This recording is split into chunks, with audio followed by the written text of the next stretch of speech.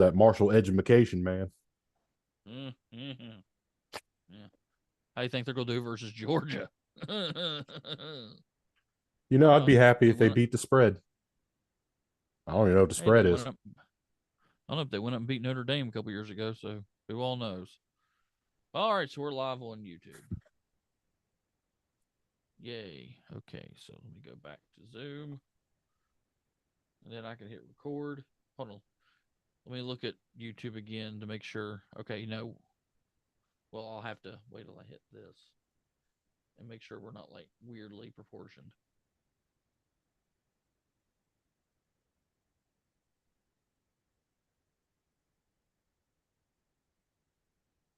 Oh, why are we not in There all we about the are. rings? Hold on.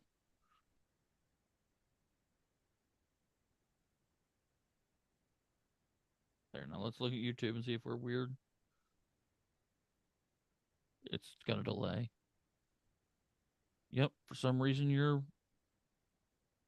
I'll say my way down. Yep, yep. That blows my mind. So I've put you way up here. It's funny. My camera moved at the same time I was adjusting my seat. That's funny. So let me just back on up. There we go. You're just way bigger than me. I guess that'll just have to be the way it is, maybe. I don't know. Whatever. Um, I'll just have to cut all this out. We're recording on. Okay. Anyway. All right. So we'll go live in three, two, one. Good. Nope. Wrong podcast. Ladies and gentlemen, boys and girls, children of all ages, welcome back to the. Oh, I can do it. Oh, scratch that. I was like, oh, wrong podcast. Hold on. Never mind. That was how the other one went. All right. So, ladies and gentlemen, boys and girls, children of all ages, welcome back to the Attitude Era Wrestling Review Podcast, where tonight we will be reviewing the granddaddy of Southern Wrestling, or whatever. They never really had a cool nickname, but it's Starrcade 1997. It's right. It's time, folks. 18 months, and we finally get to see the Stinger back in the ring. Will there be ring rust? Will there be animosity? Will there be any action in that damn match? No. Spoiler alert. Ah, ah. Anywho.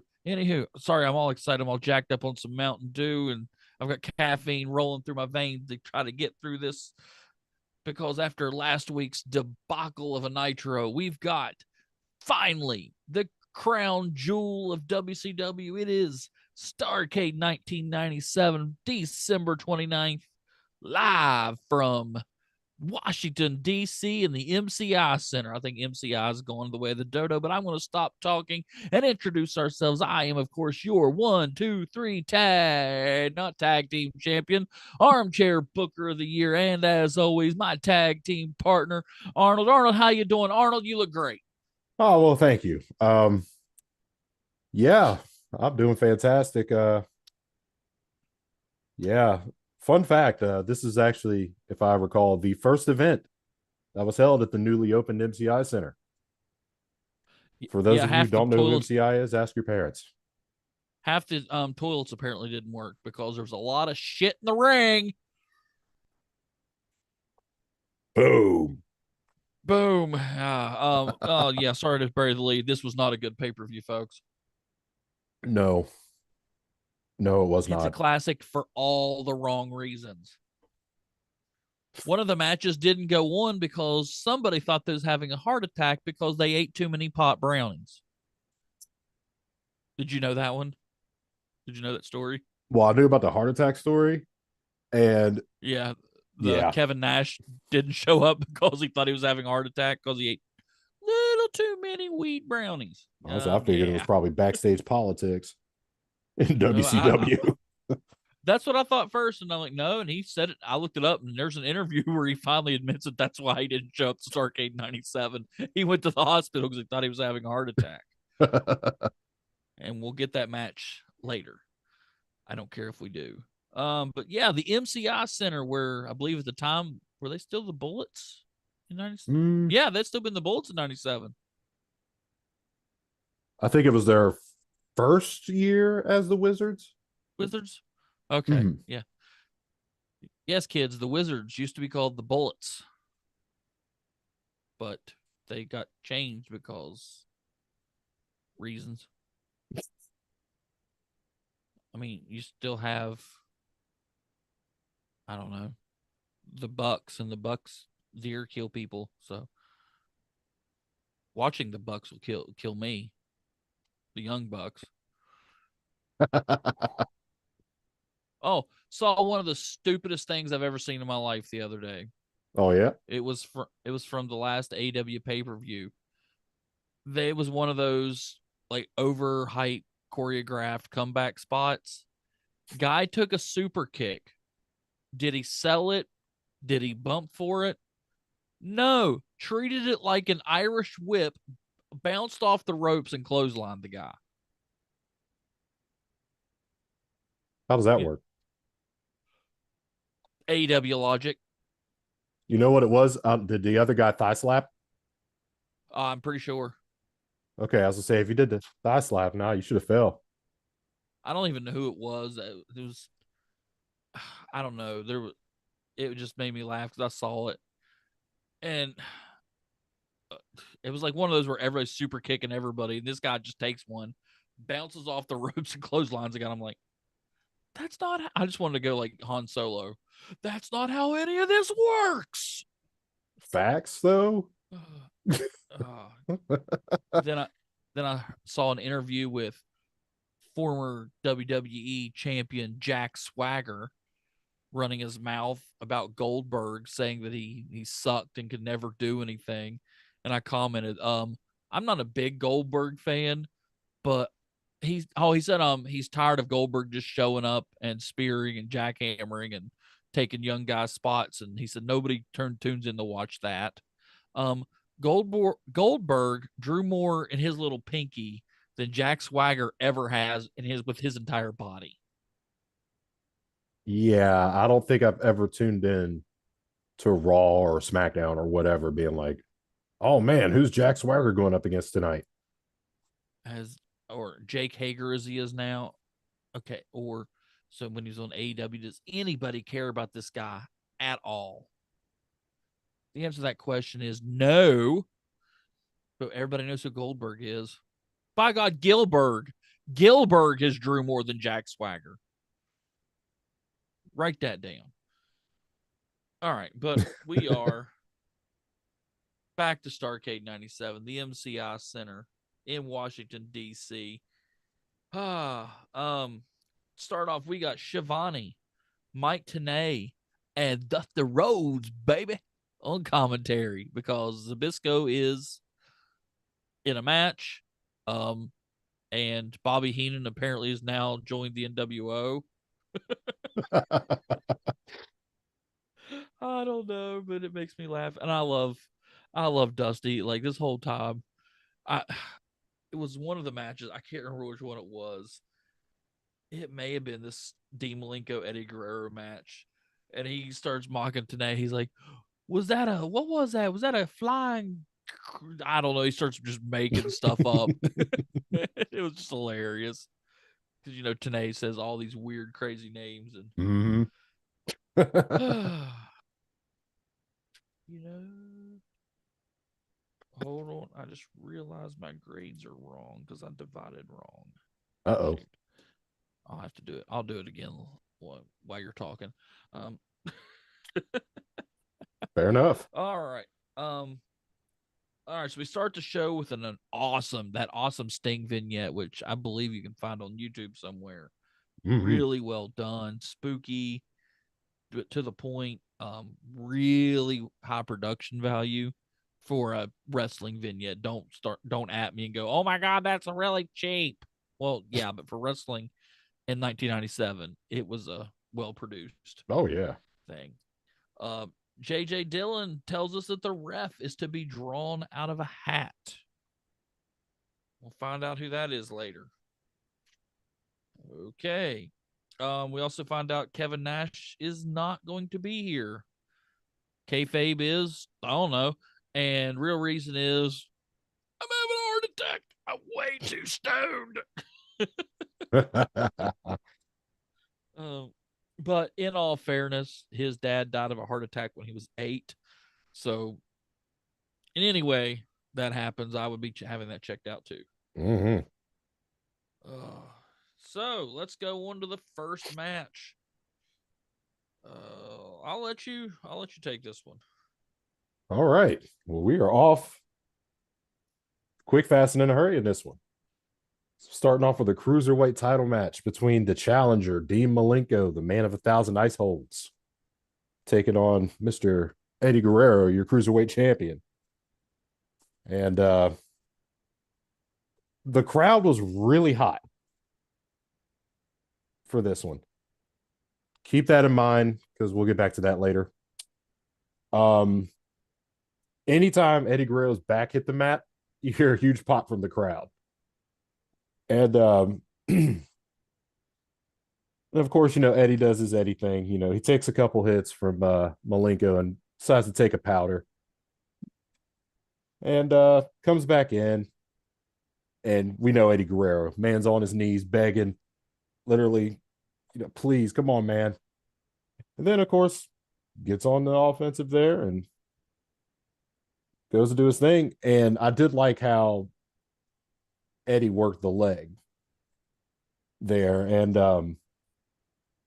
it was kind of to bury the lead here from Mike Tenay, where he said, working the legs will negate the Texas cloverleaf.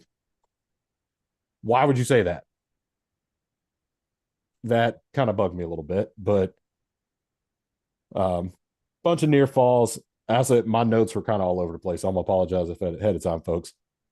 Because honestly, I think we spent more time talking about Hogan, Nash, and Sting in this match than we talked about the actual match itself. Thank you. And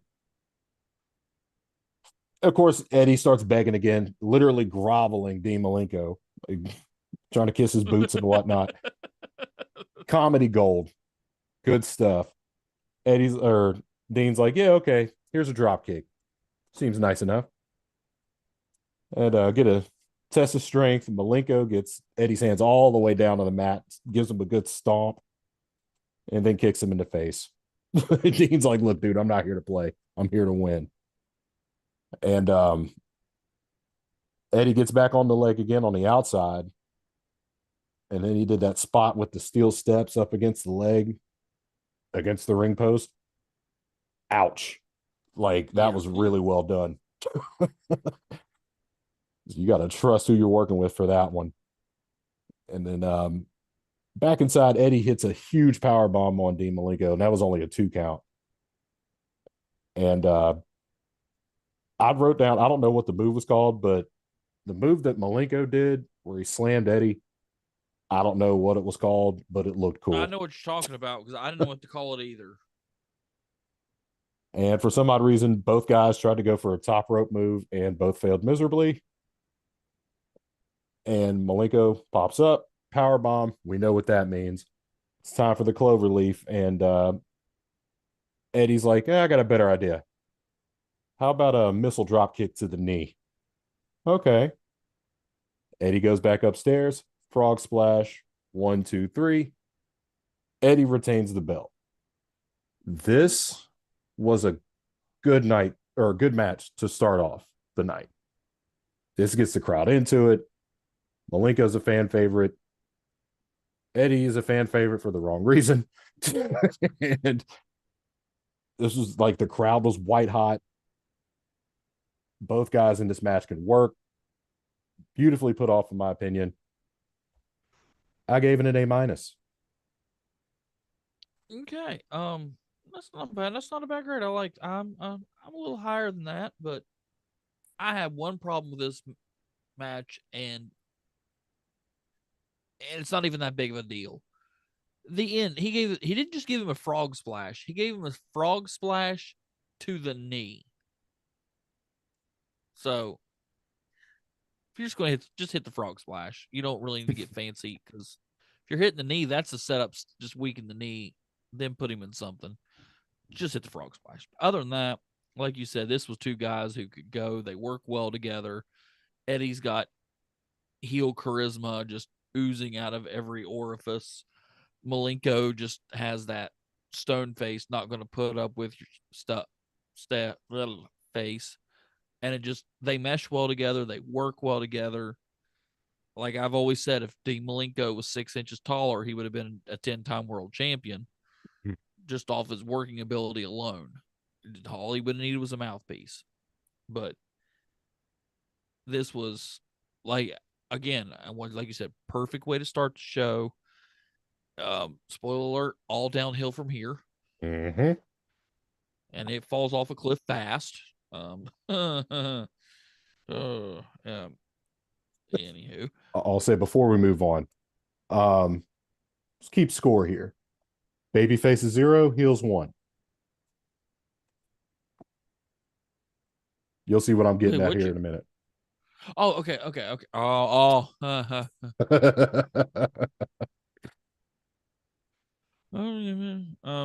But I didn't have a lot of notes. I wrote that it was a physical match. I love the offers a handshake in the beginning, but Dean Malenko just smashes, just kicks him in the butt, kicks him in the gut, and goes done. Um,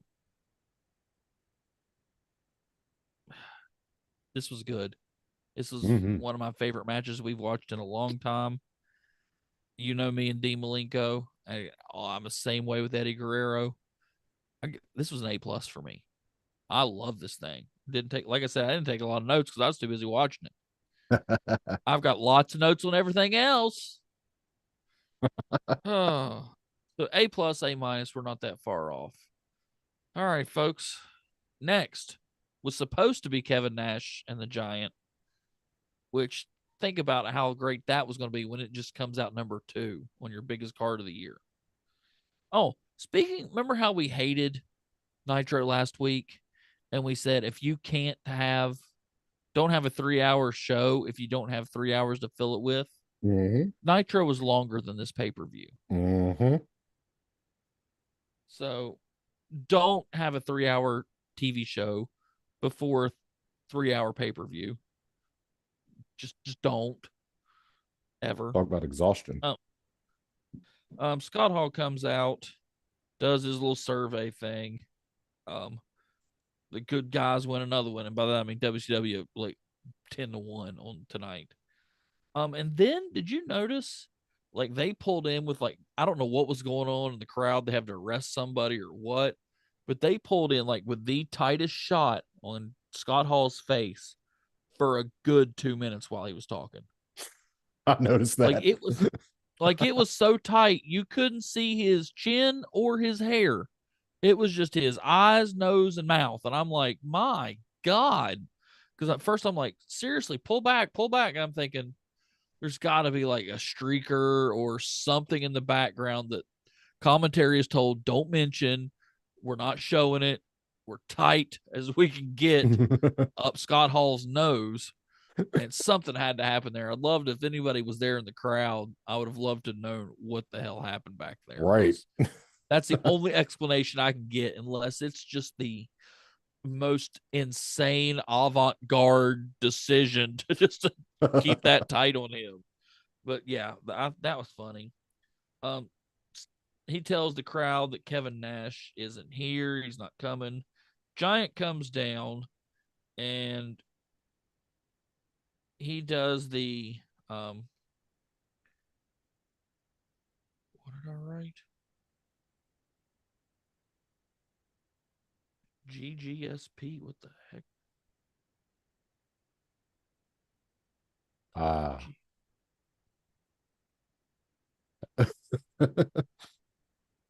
Apparently, I was drunk. What the hell is a GSP?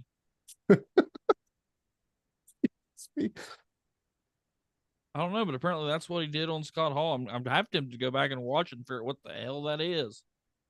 He calls for the choke slam, but he gives Scott Hall the jackknife power bomb instead. So nice little segment, I guess, to fill some time. the hell is GSP? I don't know. All right. What do you think about this? Because I'm going to go back and turn it on and watch it and figure out what the hell a GSP is. That's fair. For what it's worth, yeah, I mean, it filled time. So that worked out. Because I'm sure this was probably something that happened maybe an hour or two prior to this, maybe sooner or later, rather, earlier, whatever. I can't talk either.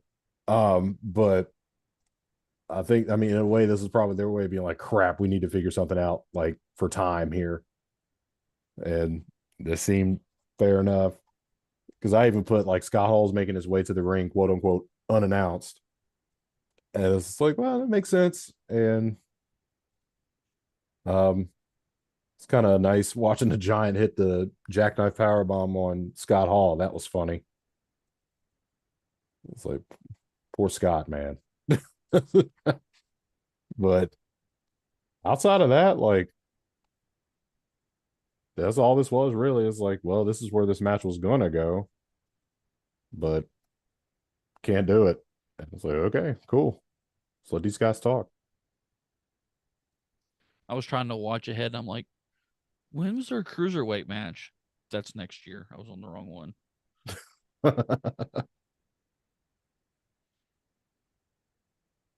All right. You want to go ahead and take the next match while I figure this out? Sorry, this is bothering me. Oh, you're I don't know fine. why it is.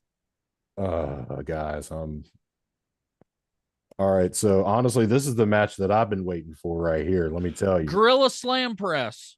Gorilla Oh, Slam there you Press. go. That's what that means. Yeah, that's why I wrote that. He picked Scott Hall and Gorilla Slam presses him. There we go. God, I'm an idiot. That wasted a lot of time for no reason. I was real confused too. I'm like, I don't know. Oh yeah, this Stop. match. I was like, where was I? All right, so yeah, this was actually this is the match of the night, in my opinion, right here.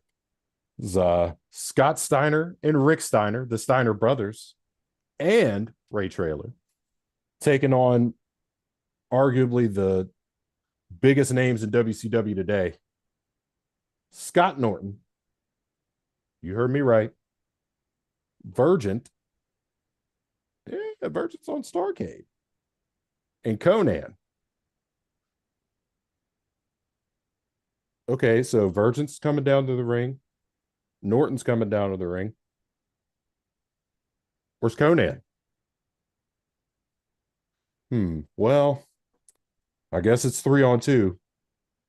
Hold on. Here comes Miss Elizabeth. So all right, here comes Savage. I guess he's replacing Conan. And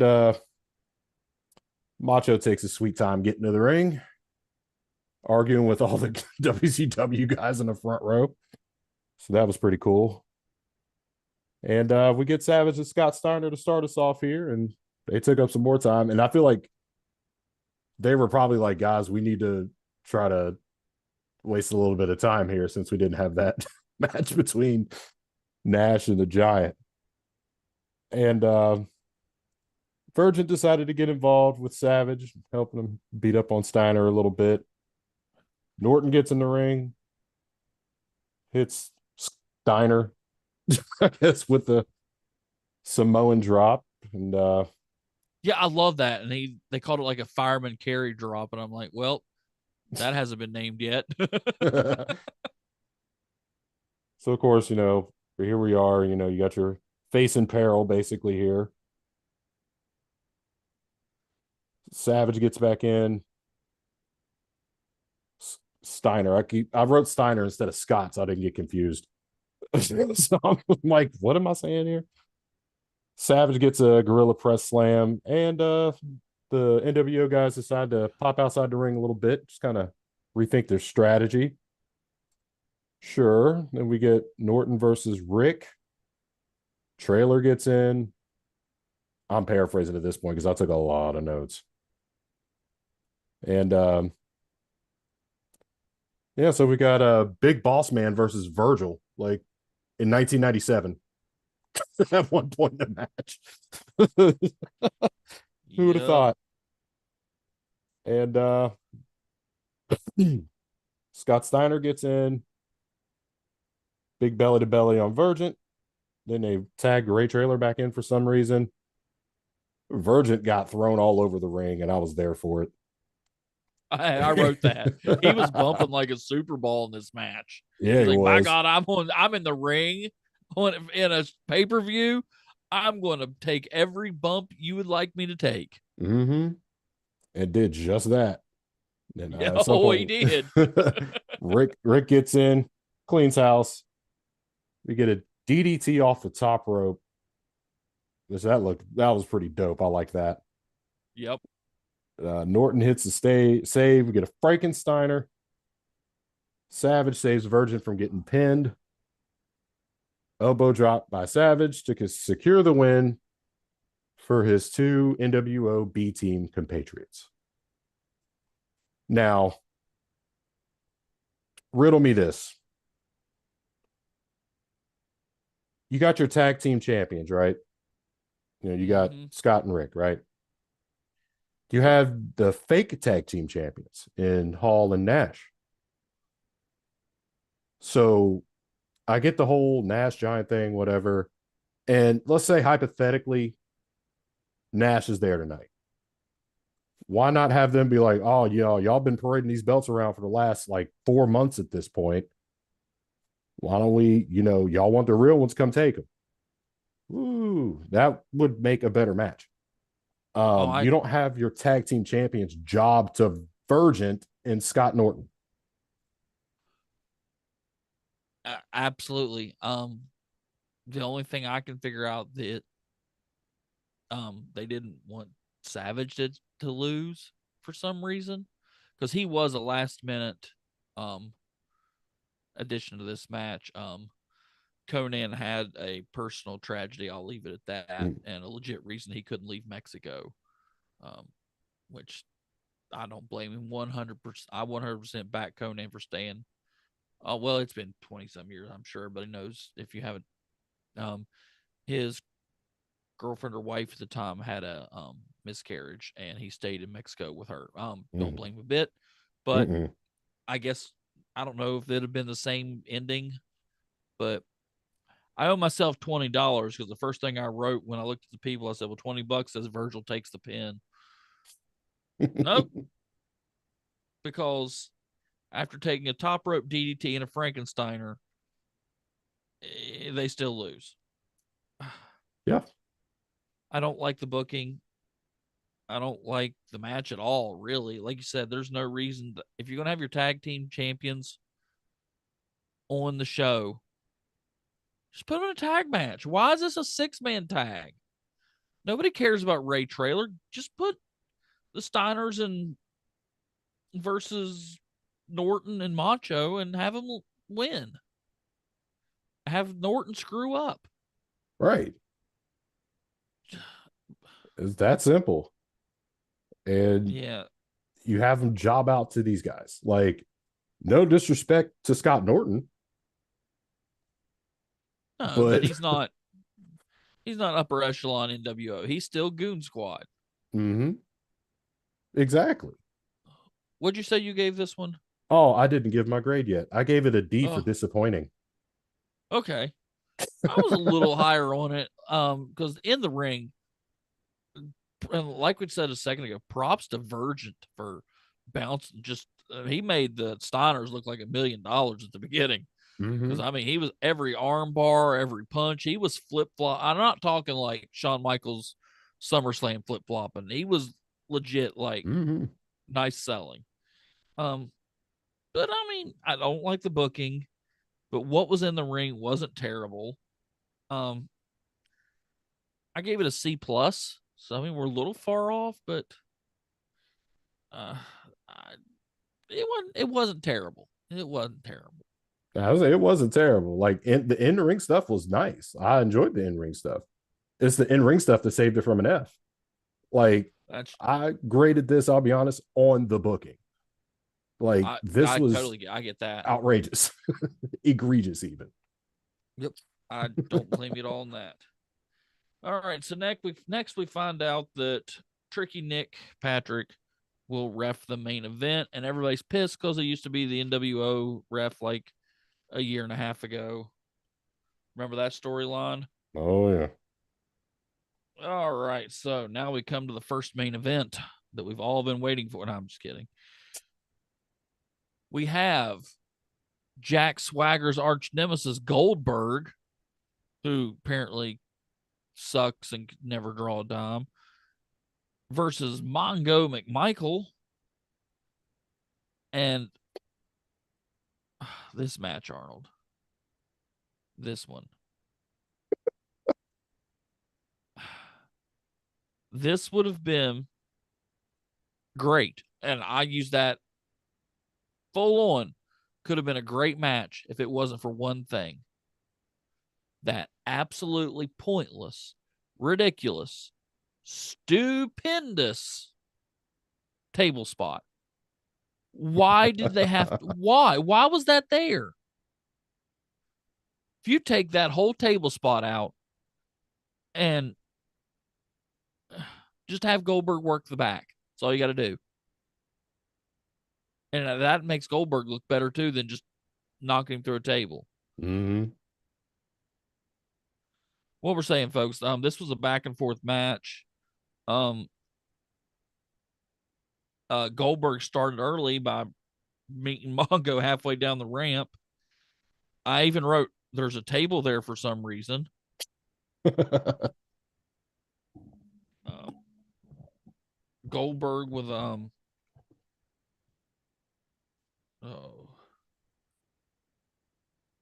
what? I need to write neater. It's like I wrote rec bar. Armbar, leg bar. Hmm? Knee bar, knee bar. That's what I wrote. He got him in the knee bar. I'm like, there's something there. He was actually wrestling. Um, he hit him with the weakest spear I've ever seen. Um, and then Mongo just falls through the table and gets up from the table, gets back in the ring, and is suddenly in control of the match. So he can go for the tombstone, but he can't pick him up. And then we get a jackhammer 1, 2, 3. Everything before that table spot, Goldberg working holds. It's kind of a starting early, a psychological, I'm pissed off kind of match. Mm-hmm. This didn't start out as in ring, spear, jackhammer, 1, 2, 3. This started out as a wrestling match, a grudge match. Yeah, they were pushing, shoving, fighting, but that's what they needed to do. This just went off the rails. Whoever decided that table needed to be part of this match is an idiot. I don't care who it was. If it take that table spot out, same booking. He works the back. He goes to the tombstone. Can't pick him up. Jackhammer 1, 2, 3. I probably give this an A minus easily. The table spot was pointless. Took me right out of the match because as soon as you saw the table, I'm like, well, somebody's going through it. Like they showed it leaning there for absolutely no reason, long before any of them ever touched it. And that's when I wrote, "There's a table for some reason, so that'll come into play." It did, no reason.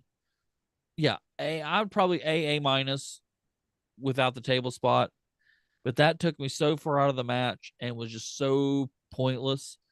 I went with a C minus, which is disappointing to me because this is green ass Goldberg versus Mongo at Starrcade, and I wanted to give it an A.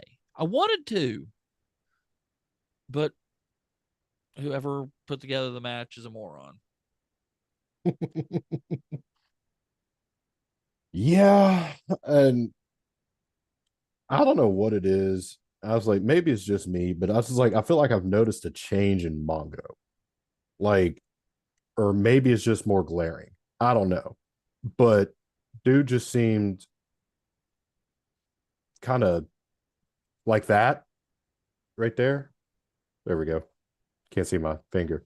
But it was just kind of, I don't know, like against somebody who had only been doing this for a little while, like Goldberg, even.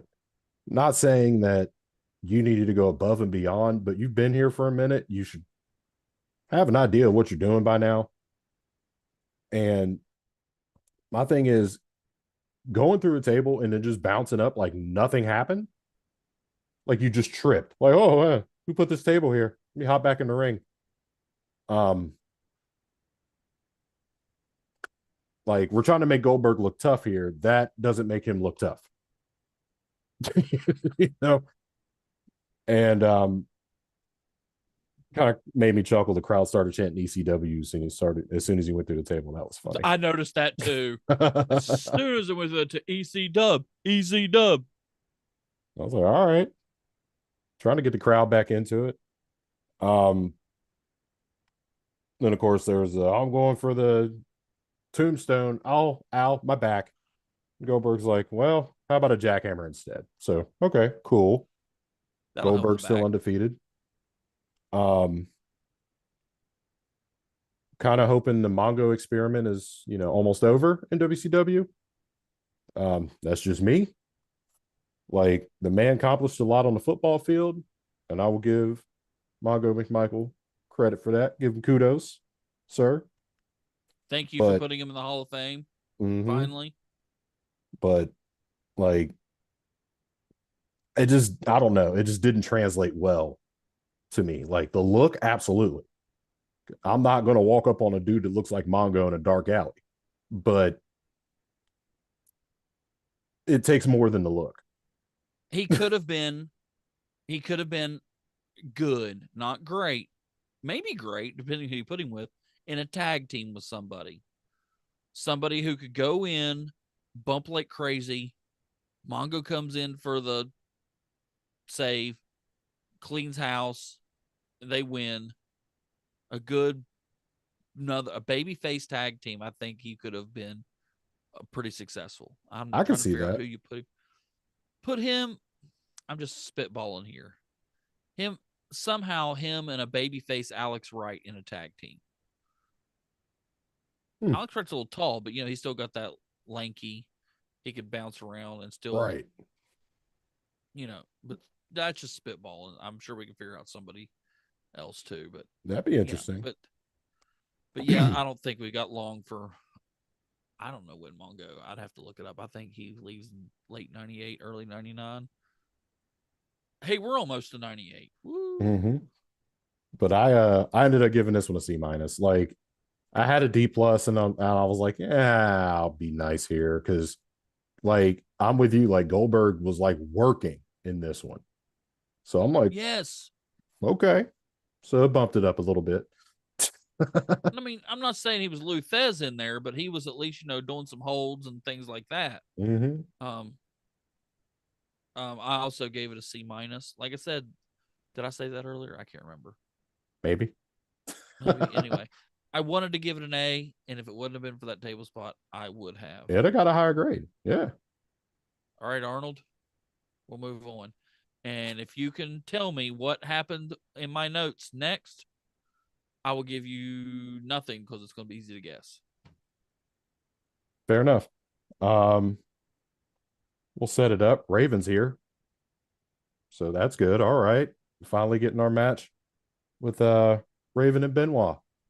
Well, Raven grabs a microphone, says that, when I signed my contract, blah, blah, blah, I can make my own rules. So tonight, Chris Benoit will face off against my right hand man, my second in command, one Saturn. Okay. Um, then Benoit grabs a mic.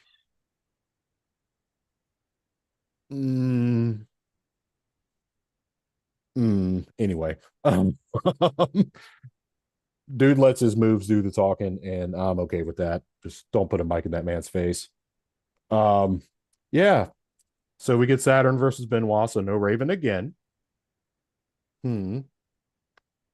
Of course, the flock gets involved numerous times, and they can't do anything about it because it's Raven's rules. Um, do we get a cripple across face? No. He gets jumped by the flock. Get a diving headbutt though, so that was pretty cool. And Benoit clears the ring of the flock, who gets involved again. He gets distracted by Van Hammer and Raven at one point. Raven hits a DDT, knocks Benoit out, rings a Saturn, win by submission. Good parry. Saturn wins by decision or submission rather. Um,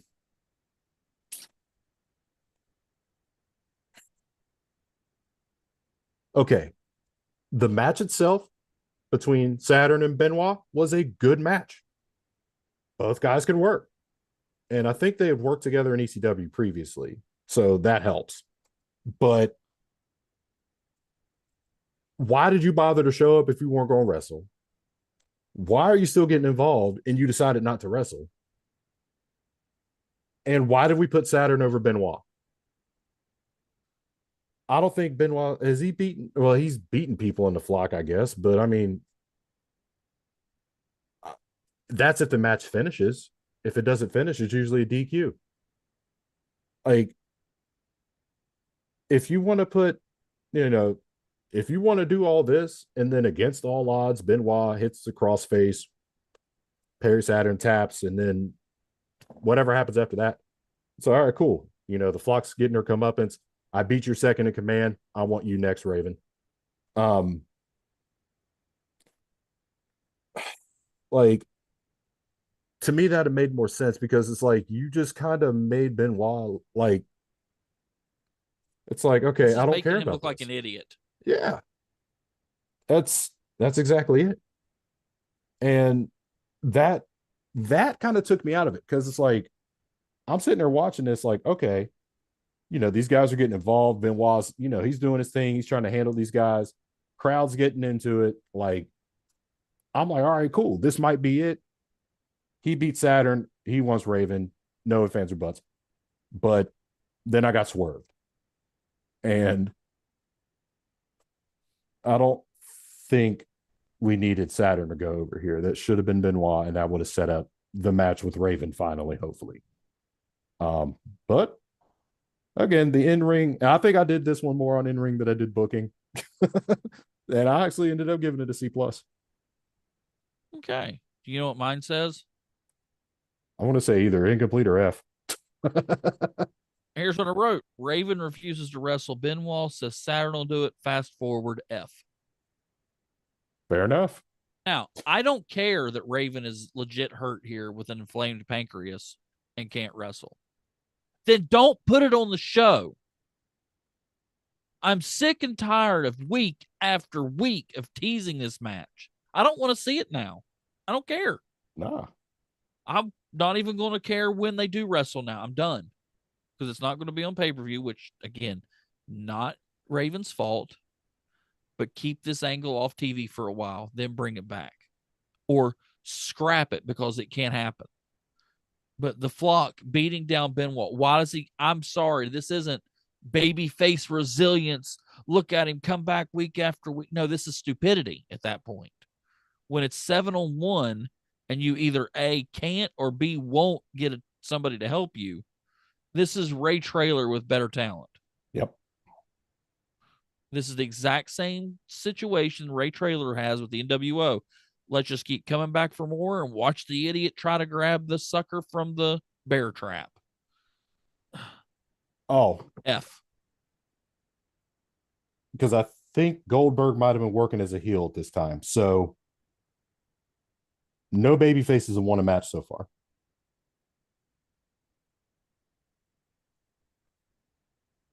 Oh, so they're okay. I see where we're going with this. Well, no.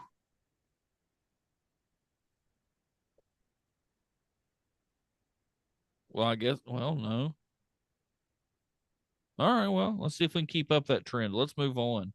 We have Buff Bagwell versus Lex Luger. And remember, Bagwell has not lost to Luger. He's beat him every time for the last 4 weeks, 4 matches, yada, yada, yada. Um, this one, oh, good gracious, has potential to be good, but let's just see how it ends. Luger in control early. He's throwing Bagwell around. Bagwell actually powders and starts screaming for Virgin to come out. which I thought was a great spot. And he gets halfway down the ramp, and apparently, instead of being in the locker room, Virgin was just happened to be standing right there behind, waiting. Good thing. He comes down, um, gets a good distraction. Buff takes over, and then Luger goes for the sleeper spot. Short comeback by Luger. Or sorry, yeah. Buff takes over, gets Luger in the sleeper spot. Luger gets out of it, a short comeback cut off. Second sleeper spot. Third sleeper spot. Start to snore here. Find something else to do. Another Luger comeback. Um, Vincent goes to the top rope, and Luger just yeets him across the ring at Bagwell like a missile, like that one. But then the ref gets bumped. So, okay, here comes the shenanigans. Savage comes down, gets racked. Um, Scott Norton comes down. He uses Rick Steiner's dog collar to knock out Luger. Ref dragged over. 1, 2, 3. Bagwell wins. This one's tricky. I hated the in ring stuff.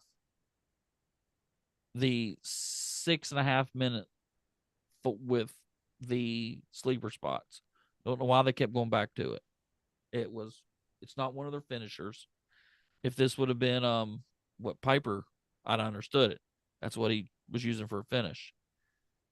This was stupid. This was bad in ring match psychology. Or just putting the match together. It was Yeah. long. It was boring. The interference was just interference for interference sake, just so we can get Bagwell over. Now, on that note, to me, this is yours from earlier, but opposite. I hate the booking. Or, sorry, I hate the in ring match. I love the booking. I love putting Bagwell over here in a hook and crook kind of way because he's an arrogant ass and he still gets to come out and say, "You've never beat me." And looks like we're starting to give Bagwell a little push. I mean, you're putting him over Luger Mm-hmm. by shenanigans, but still over Lex Luger at Starrcade. That says something to me. Mm-hmm. That says we see something in this guy. We think we can we can push him up a little higher. Maybe he breaks through and he's not in the goon squad anymore. Maybe he's in the lower echelon of the actual NWO. I don't know. We'll see where that goes. But so this is one of those that A for booking, F for in ring because it was just awful to watch. And I don't know. I don't know what because these two have had matches the last 4 weeks and they've not been bad. I mean, they've not been great, but they've not been this. So it's pretty Mm-hmm. bad. The blow off has to be the bad. So I averaged an A and an F together and got a C, and that's what I gave it. That's fair. I was a little less forgiving. Uh, um, I think a lot of it had to do with the fact that, like, I get slow methodical, but this wasn't even slow methodical. It was just slow. Um, And it's not even the slowest match on the card tonight. We'll get mm-mm. there. And that's the scary part when you think about it, because this Mm-hmm. was probably all of 15 minutes on its own. And like, if you're trying to buy time, okay, I get it. But it's like at the same time, like, you could have cut 5 minutes off of this and I'd have been cool with it. It'd have got higher than a D. But like by this point, this like it started to feel like a marathon watching this thing. And I do agree with you though, booking wise, like if you're trying to see what this guy's got, you put him over Luger. He's a heel, so you get some heat on top of that. He's arrogant, so yeah, he will definitely be bragging about this on Monday. And until Luger finally gets over, finally. But yeah, booking wise, good stuff. But I couldn't get past the time. It was way too long for my taste. Yeah, it length was another thing. This was a long match, and it was just those sleeper spots were like 2 or 3 minutes a piece, Mm-hmm. just sitting there. And I'm like, this is not how it's going to end. So just get on with it. But yeah. So what'd you give it? A D.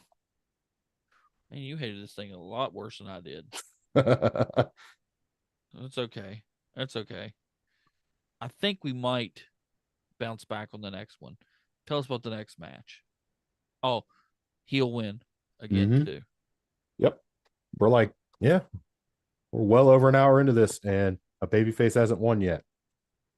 Next up, got the U.S. title match. Your challenger, Diamond Dallas Page, taking on Kurt Hennig, your champion, representing the NWO. And this was a fun one for me. Um, DDP decided to feed Hennig a few elbows at the beginning. Hennig steps out, takes a powder, and he's just like, wait a minute. He's got bandages wrapped around his ribs. After a while, yeah, he decides, okay, let's work the ribs. Worked out for him. Uh, they dump it outside. DDP gets still stepped in the rib, and Hennig, the consummate professional, just well, this obviously hurts him. Let's keep doing it. DDP tries to fight back, gets Hennig in the corner, goes to rush him. Hennig feeds him a boot, followed by a clothesline. And then we get a really long working hold. And I think the crowd thought so too. DDP finally breaks it with a jawbreaker, knocks Hennig back out of the ring with some shots, dives on him.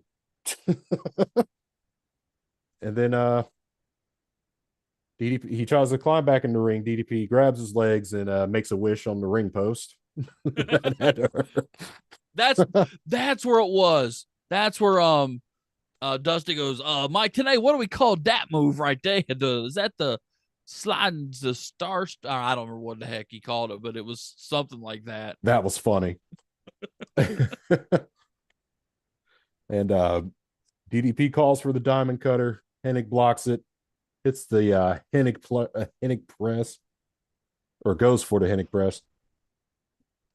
DDP counters it. Both men drop to the ring, or drop to the mat. Sorry, and I'd say so. These guys are spent. They actually been working. Um, both men pop up. Hennig goes to put a move on DDP. DDP says, "Not so fast, my friend. I could hit my finisher literally in my sleep." Diamond cutter. 1, 2, 3. Diamond Dallas Page is your new U.S. champion, his first belt in WCW. And hey, good guy finally won. I thought he won the TV title before. I don't know. Maybe. Because I know they said this was his first major belt. Actually, I think you're right. I think he was the TV champ before. So no, this was I'm, not his first belt in WCW. I'm Googling it. Just, I could be I wrong. can't remember. I thought he had it because I know Saturn had it for a while. Disco Idiots got it now. Wasn't Prince IK a champion there for a minute? Or TV champion?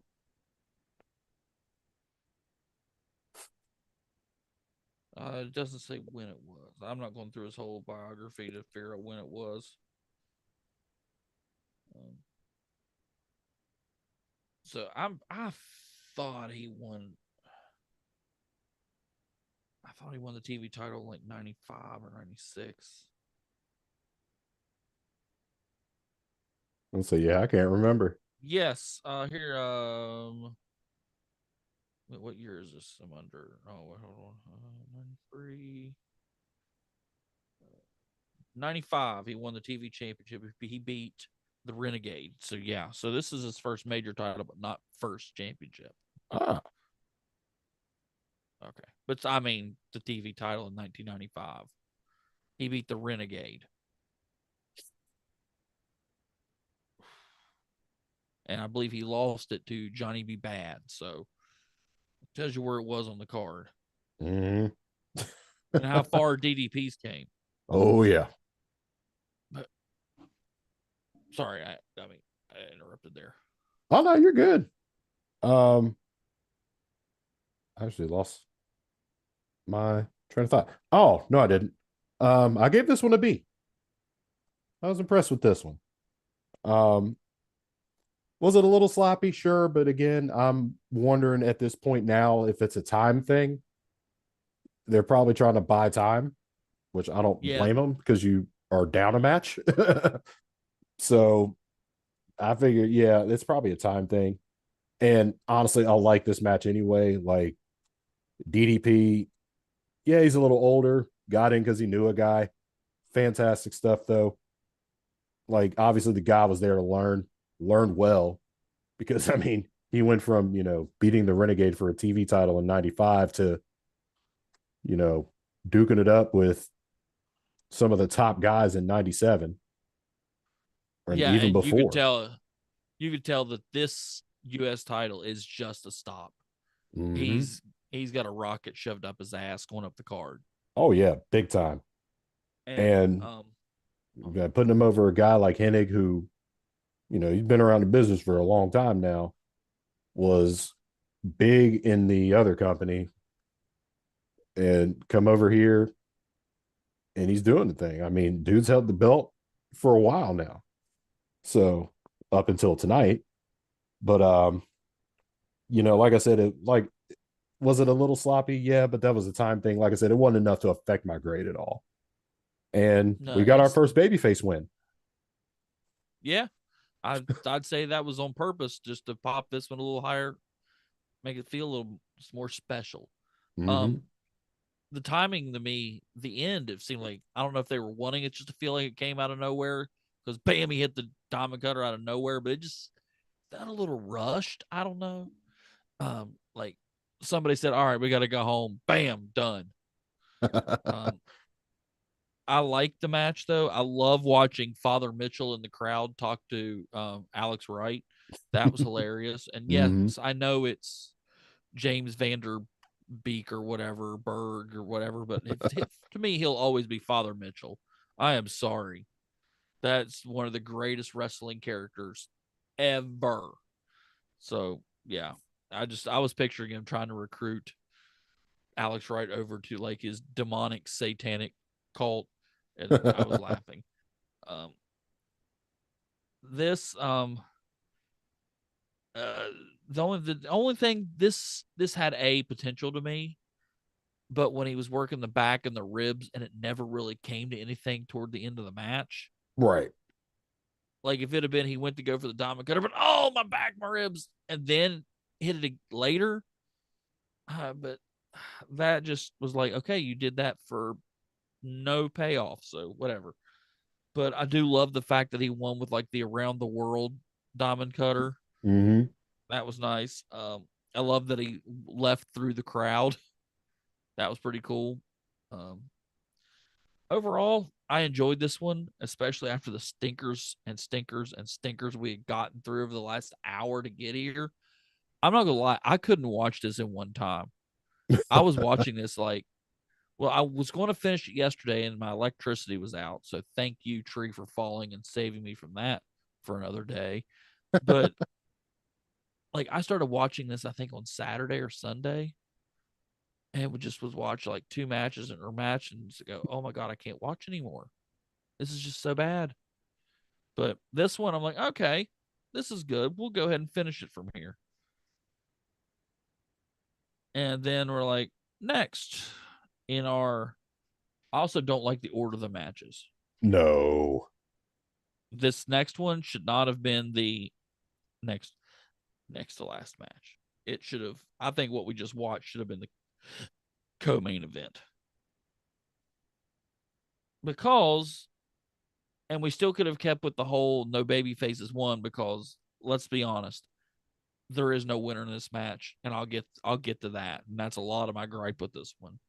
That's of course we have Larry Zabisco versus Eric Bischoff in a punches and kicks count. Nitro's on the line match.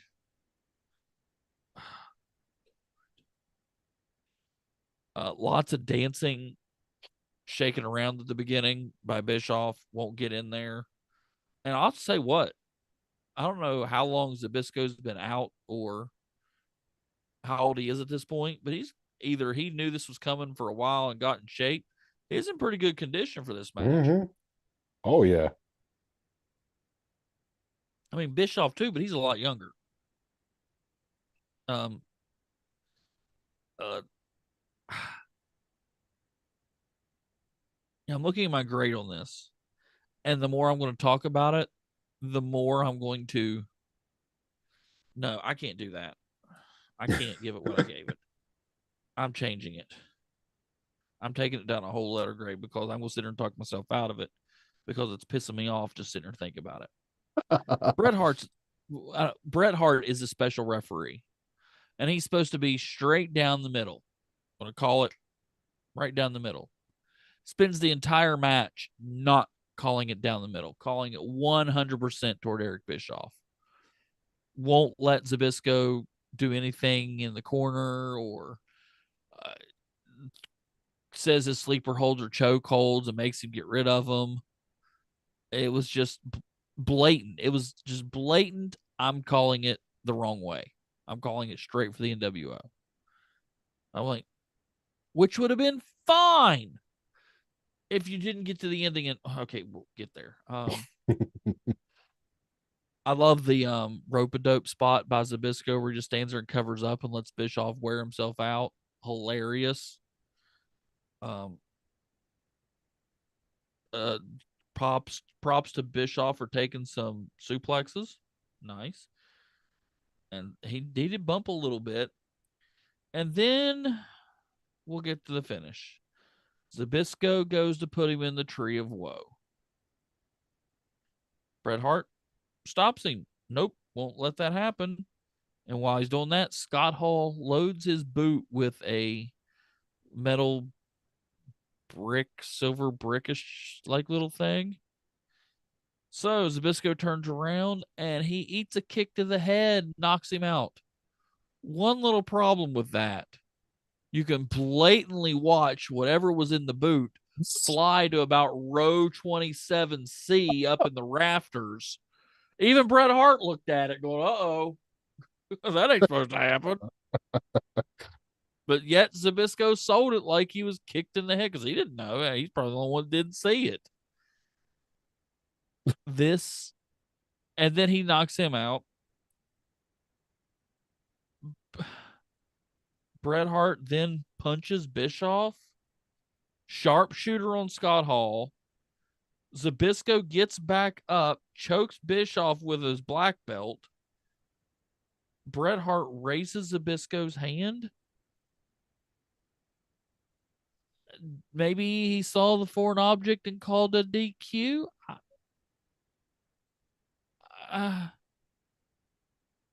Why?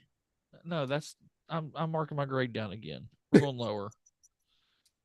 Why have Bret Hart call it one way the entire match, only to flip flop at the very end?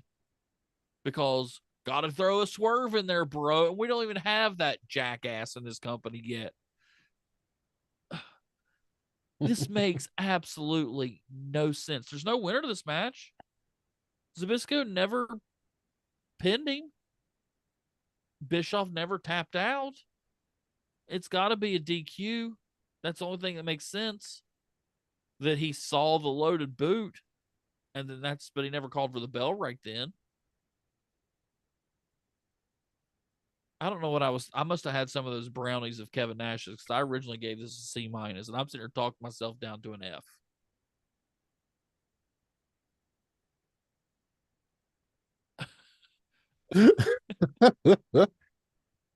Mm.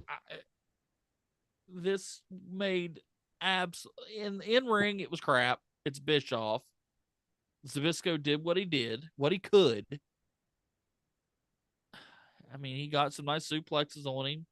Bischoff punches you easily. They had the camera right on him, and you could tell when he's swinging, he is coming nowhere near the top. He's whiffing every time, and Zabisco's selling him. Like, you got to hit him a little bit. Learn how to throw a working punch. That's day one of you're going to be in a wrestling ring. Don't Mm-hmm. close your fist and actually hit him. And just let your fist come shut as you stop it. It doesn't hurt as bad. I mean, it hurts, but it's not like you're throwing a real punch. It looks good.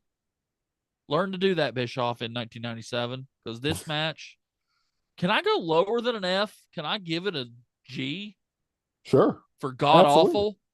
There you go. This this the more I talk about it, the more I hate it. I didn't really mind it when I was watching it, but the more I talk about it, the more it just pisses me off. I mean, it's Starrcade 1997. We don't get Ric Flair, but by God, we get Eric Bischoff. That's my mic drop. What do you think? Oh man, I might have argued with you if you'd given us your original grade. Um, this got an F for me. Like, props to Larry Zabisco. He did what he could with a man who has probably never laced up a pair of boots before in his life. And I mean, I'll give kudos to Bischoff too for even stepping in the ring with someone as decorated as Larry Zabisco. And there we go. That's about where my props begin and end, however, because this match at its place in the card to me was just, it was dumb. It was pointless. There was no rhyme or reason. The finish was ridiculous.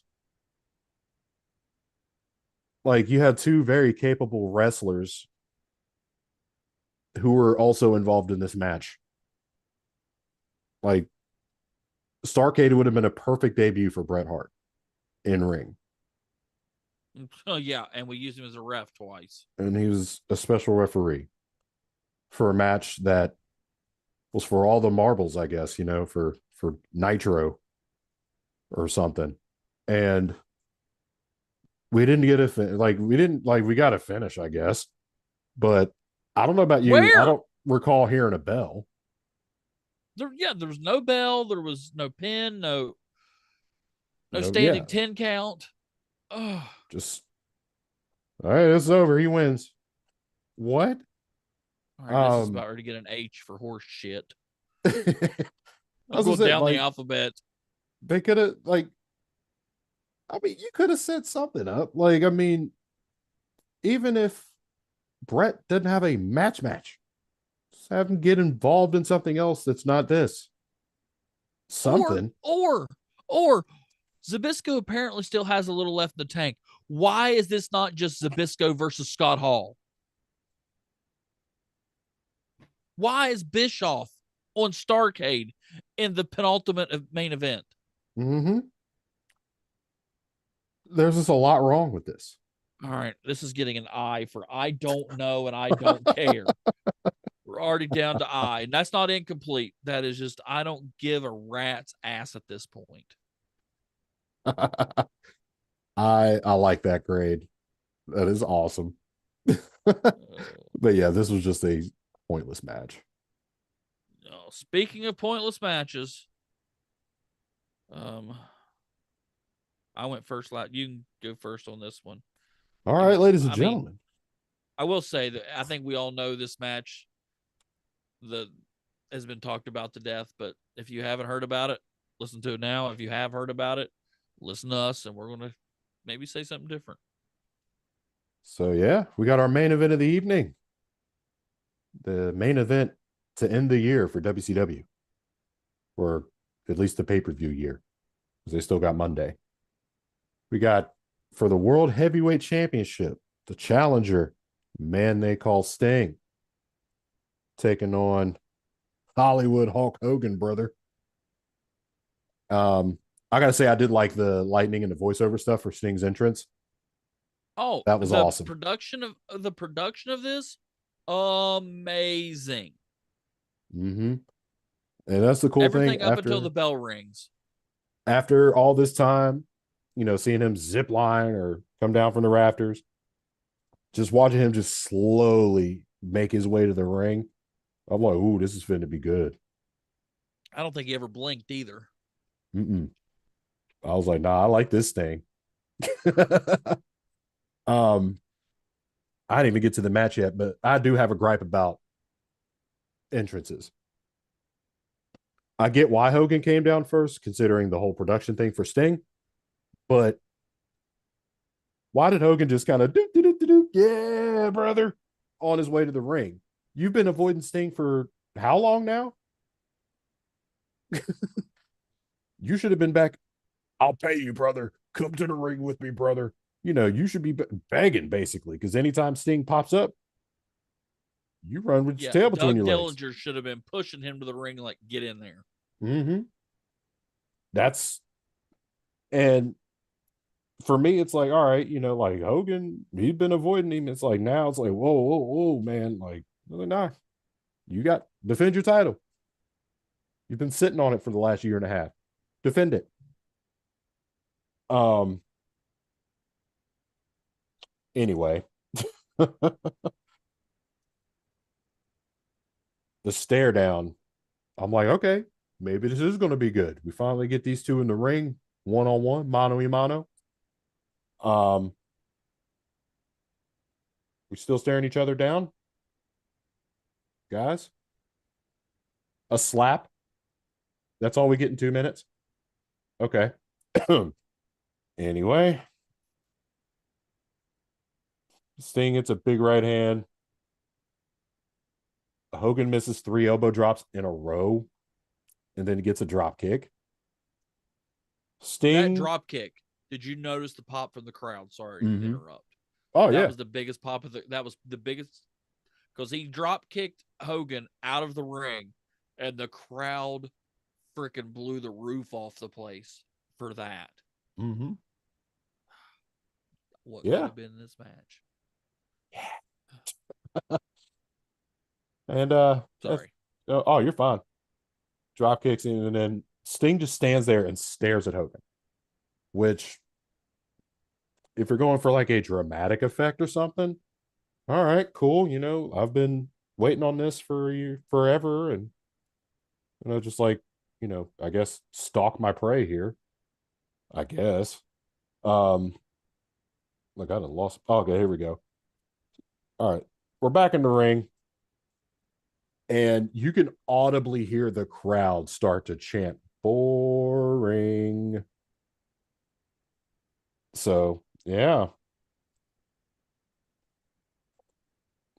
and of course at this point, I'm pretty sure Hogan has Sting in a headlock, then charges him with a shoulder. Couple drop kicks. Hogan's back out on the floor. Sting stands there again. We've done this already. Are we doing it twice? You should be capitalizing on this. Sting gets Hogan in a headlock. Hogan finally gets him off, hits him with a clothesline, which I guess he just like called in a favor and got a bionic forearm for a minute because Sting just kind of laid there. Like, okay, what are we doing here? But I figure a suplex might hurt worse, but that did nothing apparently. Um, let's see. Hogan gets an eye rake in, goes back on offense. Hogan throws Sting out of the ring near the timekeeper area. Hits Sting in the neck with his own baseball bat. So that was That brutal. was funny. How's that not a DQ, by the way? Right. Nick Patrick was standing there right there watching it. Maybe it was Ravens rules. We just didn't know it. Ah, Then Sting ends up whipping Hogan into the barricade, misses the Stinger splash, and goes face first into the front row. and yeah, the Stinger splash on the rail was cool. mm-hmm. and Hogan lets the barricade get involved, and the barricade does an atomic drop on the Stinger. Back inside, he gets another atomic drop from Hogan, which we all know what that means when Hogan does the atomic drop. Here comes the boot, then the leg drop, and Hogan goes down for the pin. 1, 2. Wait, whoa, hey, whoa, what are we doing here? When did Bret Hart get out here? He said sarcastically. You kind of like, if you pay close enough attention, you can see Bret Hart make his way over to the timekeeper.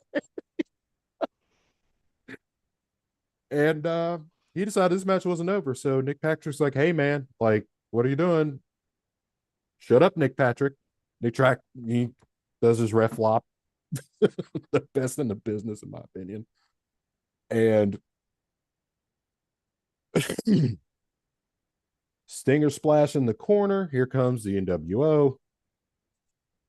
Stinger with another splash. Scorpion Deathlock right in front of Bret Hart. Like, hey, check this out.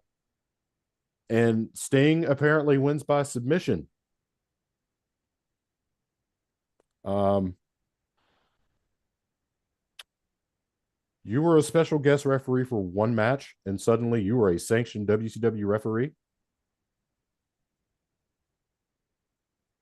With the power to overrule one of the senior referees with your fist, but still. Um, I don't know what happened here. Are we protecting Like, Hogan? no, here's what happened. The original finish was supposed to be a fast count by Nick Patrick. 1, 2, 3. Hogan wins. Bret Hart's supposed to come out and say, that's a load of bullshit. We're restarting this match and it's going to be fair with me as ref. And he's the clock Patrick. But Hogan threatened Nick Patrick with physical violence and saying, that doesn't work for me, brother. Don't you dare fast count it. Unbeknownst to everybody else, no fast count. Bret Hart comes down, restarts the match for absolutely zero reasoning now, and you just flushed your biggest pay-per-view down the toilet. Why? Because you're a politicking, overzealous, airheaded, not airheaded, egomaniac named Hulk Hogan. There was nobody on the planet other than Hulk Hogan who thought the best thing for WCW was for Sting to win that night. Yep. But no, Hogan went. Did Sting really win though? Because there was no reason to restart that match other than Bret Hart coming down and being a nosy prick. Yeah. That was it. That was it. There was no fast count. And he's like, we can't let that happen. Let what happen? A legit into a match? Because you don't like it? Let the Well, heel win good. I'm gonna clean. go in. I'm gonna go clock the bell guy every time Disco wins, which will be once every 6 months, but still, Disco sucks. We'll get that in. This, I guess I'm just gonna jump. We'll give you. Well, I'll let you get. Sorry, I'm still. You didn't give your grade. I jumped in and got real pissed off. Sorry. Oh no, you're fine. Like, I was just as pissed off watching this. And I'll be honest with you, I couldn't really think of a grade for this one. So I gave it a Z. That's about where I am with the Zabisco Simpsons match at this reference. point. There was an episode where Mrs. Krabappel gave Bart a Z. He was just done with his shit. And I was just like, we'll give it a Z. We'll call it a Simpsons reference because, like, there was no rhyme nor reason to restart the match.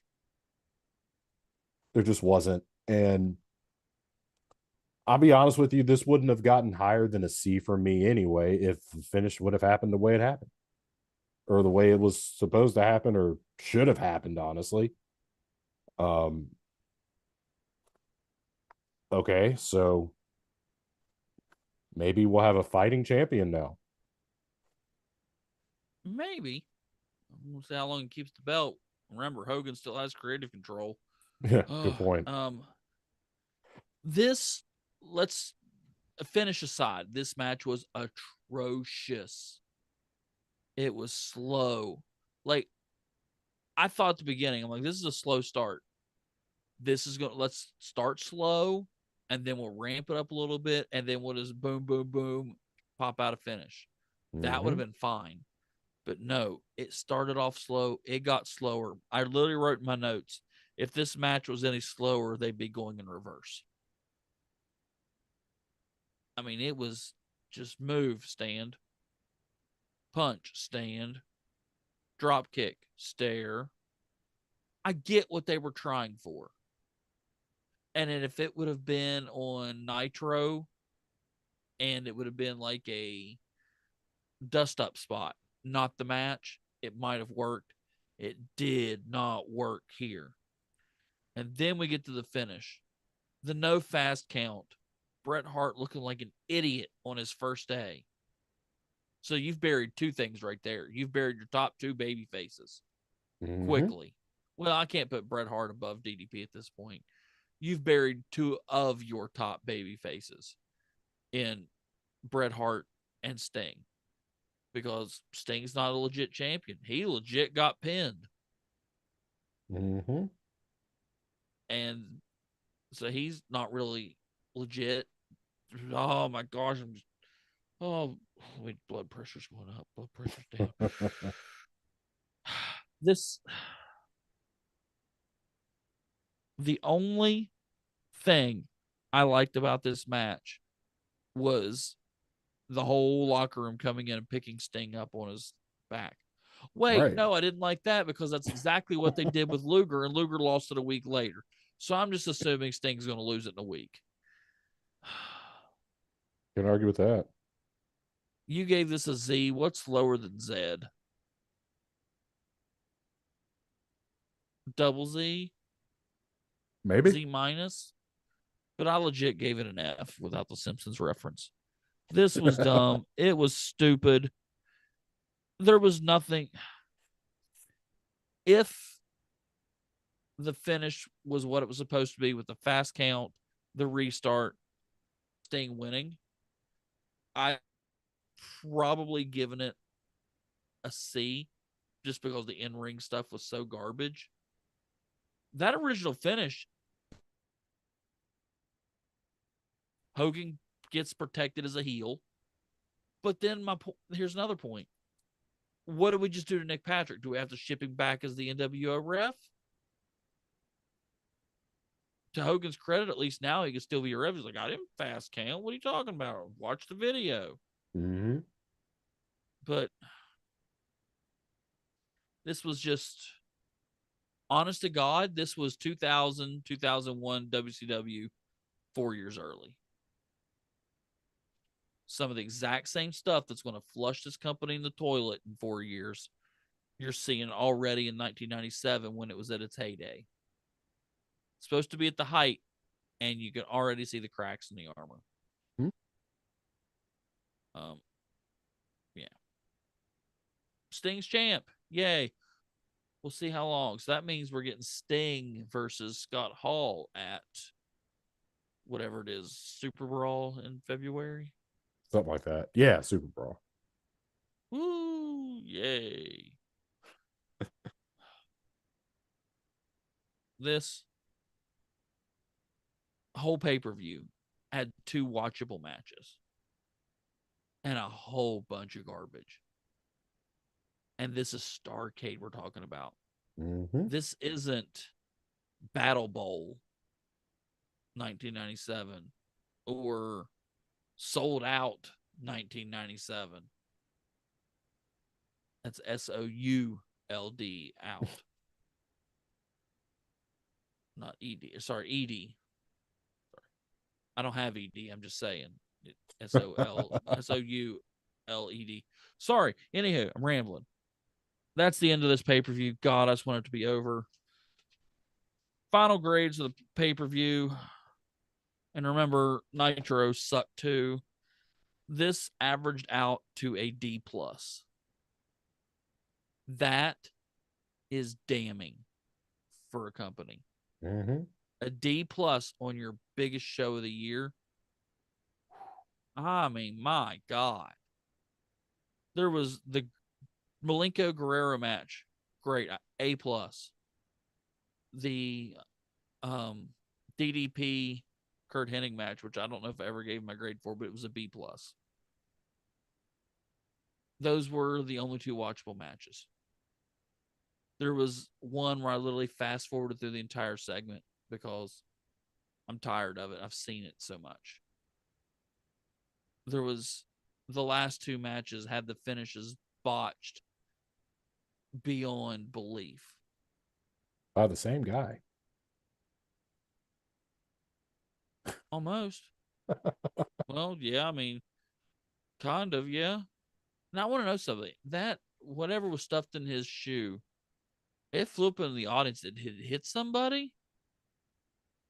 That's a good question because it Or went. I mean, I'm sure it really wasn't metal. It was probably a candy bar wrapped in aluminum foil, but I don't know. But still, it got some distance wherever it was. But yeah, the last two matches were just F's beyond if anything I can think of. There's potential in this show, even with this card, and they made almost every wrong decision possible. Mm-hmm.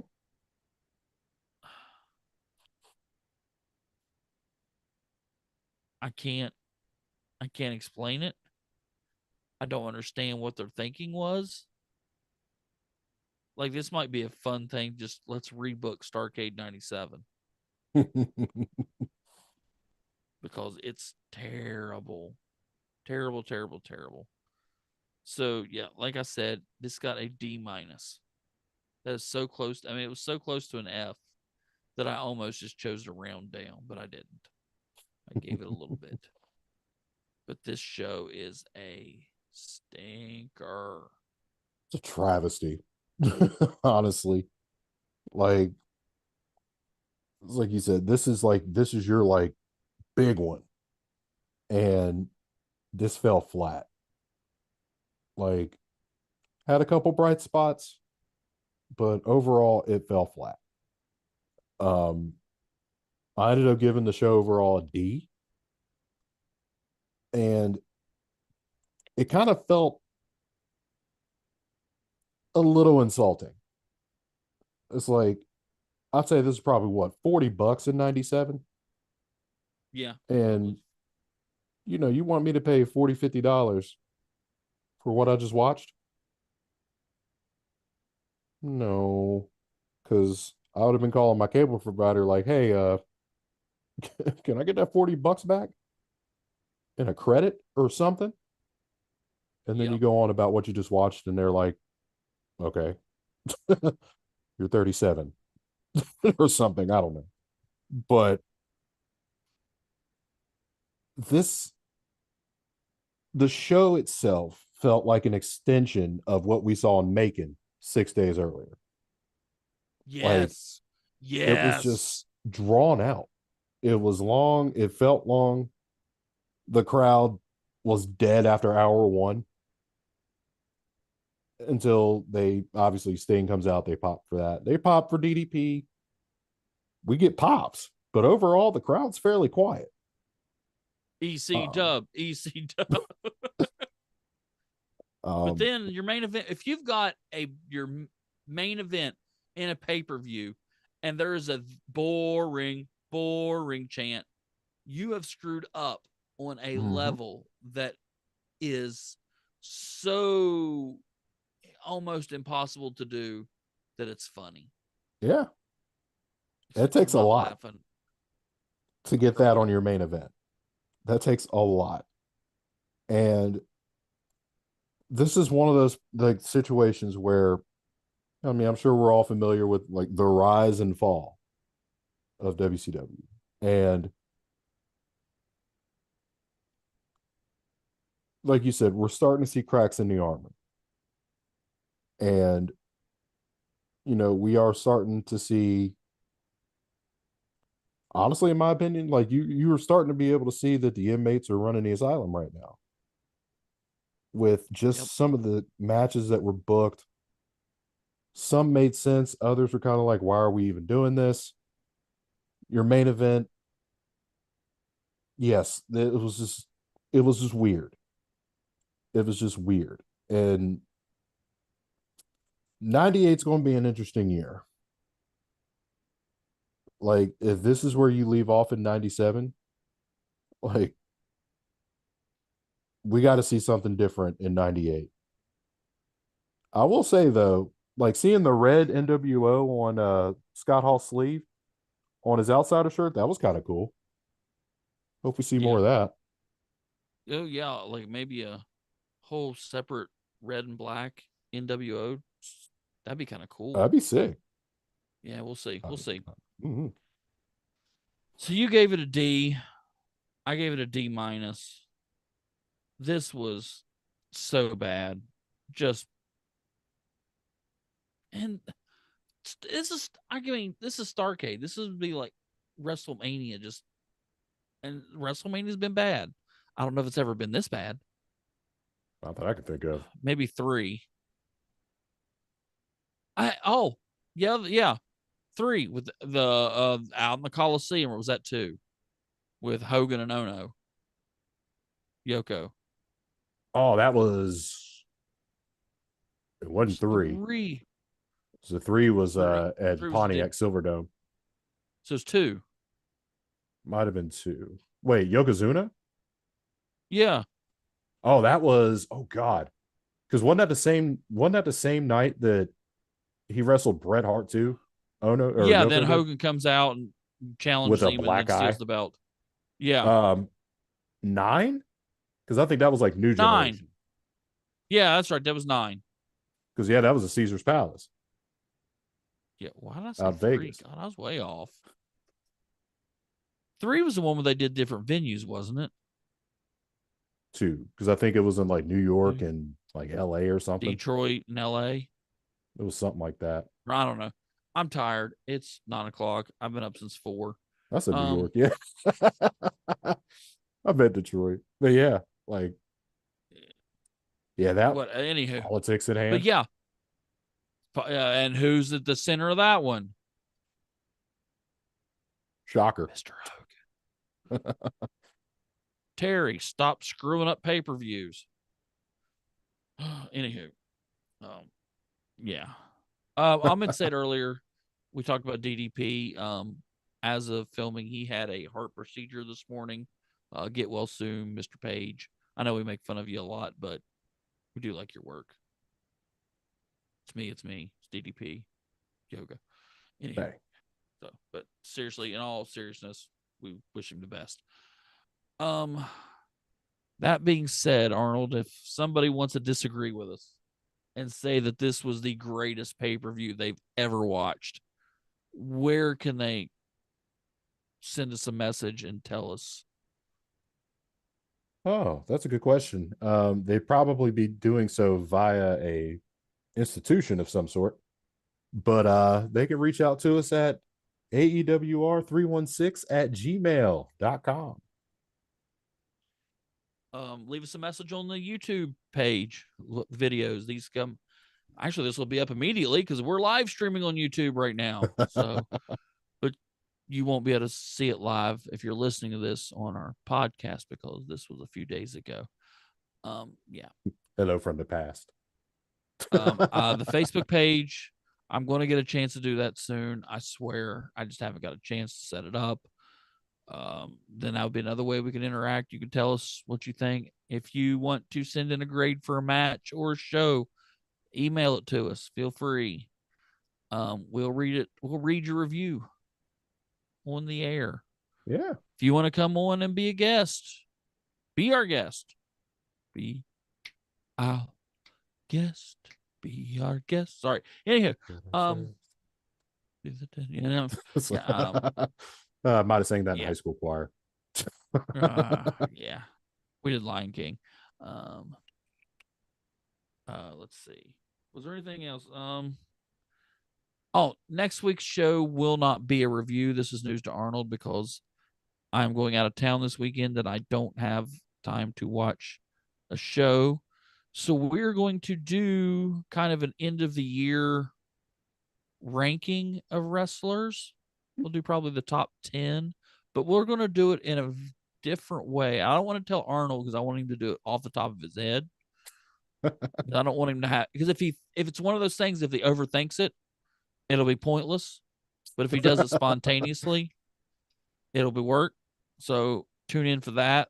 That'll be next Wednesday live on YouTube. I think next Wednesday. Hold on, wait. What is next Wednesday? Third? No, I think I'm good that day.